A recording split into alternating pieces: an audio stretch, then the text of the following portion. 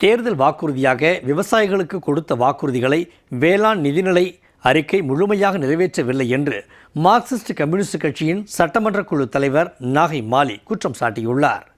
கூட்டணி கட்சியே விளம்பர திமுக அரசு மீது அதிருப்தியை வெளிப்படுத்தி இருப்பது சலசலப்பை ஏற்படுத்தியுள்ளது. சட்டப்பேரவையில் வேளாண் துறைக்கான தனி நிதிநிலை அறிக்கை இன்று தாக்கல் செய்யப்பட்டது. விவசாயிகளுக்கு புதிய அறிவிப்புகள் ஏதும் பெரிதாக அறிவிக்காமல் பழைய திட்டங்களுக்கு மட்டும் நிதிநிலை அறிக்கையில் நிதி ஒதுக்கீடு செய்யப்பட்டுள்ளது. இதனால் இந்த வேளாண் நிதிநிலை அறிக்கை விவசாயிகளுக்கு ஏமாற்றம் அளிப்பதாகவே அமைந்துள்ளது.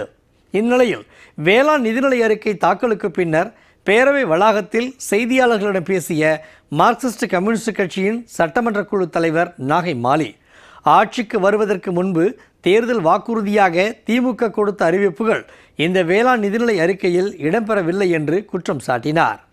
தமிழக விவசாயிகளின் முழுமையான எதிர்பார்ப்பை இந்த நிதிநிலை அறிக்கை பூர்த்தி செய்யவில்லை என்றும் அவர் விமர்சித்தார். ஏற்கனவே சொல்லியிருக்கிற விவசாயிகளுக்கு சொல்லியிருக்கிற அந்த தேர்தல் அறிக்கையில் சொல்லியிருக்கிற அந்த உயர்வு இல்லை என்பது அது எங்களுடைய நிர்ணயிப்பு மட்டுமல்ல, தமிழ்நாட்டில் இருக்கிற விவசாயிகளுடைய எதிர்பார்ப்பு. அந்த விவசாயிகளுடைய எதிர்பார்ப்பை மாநில அரசு நிறைவேற்றியிருக்கலாம்.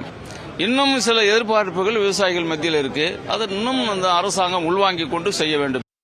சட்டப்பேரவையில் நேற்று தாக்கல் செய்யப்பட்ட நிதிநிலை அறிக்கை பொதுமக்கள் மத்தியில் வரவேற்பு இல்லாத நிலையில் இன்று தாக்கல் செய்யப்பட்ட வேளாண் நிதிநிலை அறிக்கையும் விவசாயிகள் மத்தியில் அதிருப்தியை ஏற்படுத்தியுள்ளது.